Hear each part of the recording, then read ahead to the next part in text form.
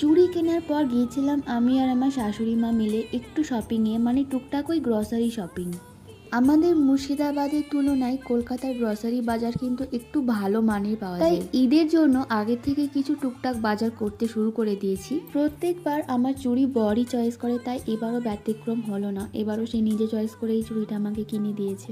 যাই হোক, বিকেলে সবাই মিলে একটু চা খেয়ে নিয়ে আমরা পরের দিন বেরিয়েছিলাম ডক্টর দেখানোর উদ্দেশ্যে। আমার শ্বশুর মশাই ডাক্তার দেখানোর জন্যই মূলত আজ ওনারা এখানে এসেছেন।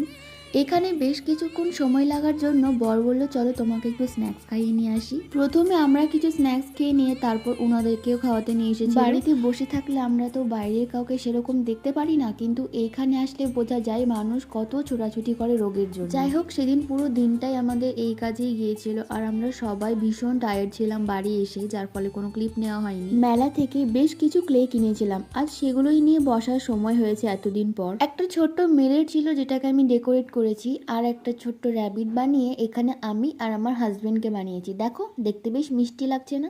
আজকের ব্লগটা এতটুকুই, দেখা হবে নেক্সট কোনো ব্লগে। Till then, by.